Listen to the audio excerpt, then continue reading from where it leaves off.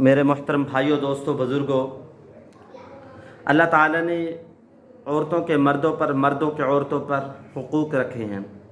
صحابہ کرام کی عورتیں ان حقوق کو پہچانتی تھی، اور جو حضور صلی اللہ علیہ وسلم سے تعلیم لیتی تھی اس پہ عمل کرنے والی تھی۔ اللہ نے ان کی قرآن کے اندر صفات بیان کی ہیں۔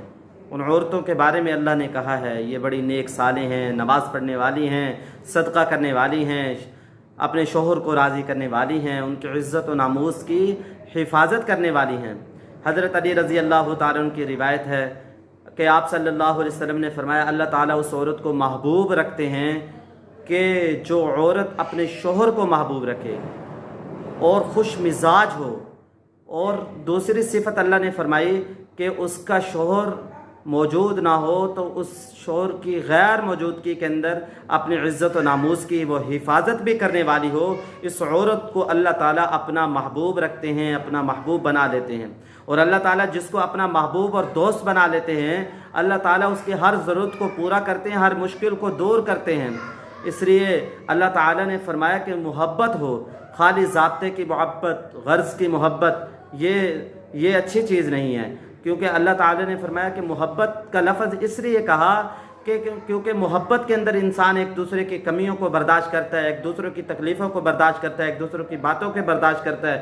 غرض کی محبت ہوگی، ایک دوسرے کی اچھائیاں بھی انسان کو برائیاں محسوس ہوتی ہیں، اس لیے دل سے محبت ضروری ہے۔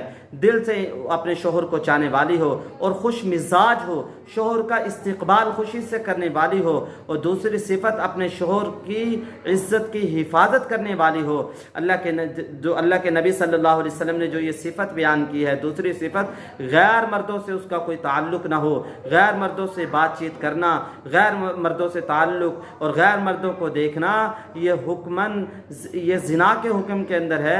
شریعت نے، اللہ کے نبی صلی اللہ علیہ وسلم نے، اللہ تعالیٰ نے اس چیز کو منع کی ہے۔ اللہ کے نبی صلی اللہ علیہ وسلم نے فرمایا ایما امرأۃ ماتت وزوجها عنها راض دخلت الجنہ، جو عورت مرے اس حال میں کہ اس کا شوہر اس سے راضی ہو، وہ عورت جنت میں داخل ہو گئی۔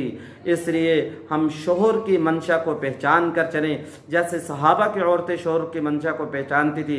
اللہ تعالیٰ نے اس پہچاننے کی وجہ سے اللہ نے دنیا کے اندر کیا دیا؟ رضی اللہ تعالیٰ عنہ، اللہ ان سے راضی ہو گیا۔ اللہ نے دنیا کے اندر ان کو جنت کا وارث بنا دیا تھا، صحابہ کی عورتوں کو، اس لیے کہ وہ اللہ کی نبی کی صحبت کو، جو آپ سے تعلیم لی تھی، اس کو پورا کا پورا ادا کرنے والی تھی۔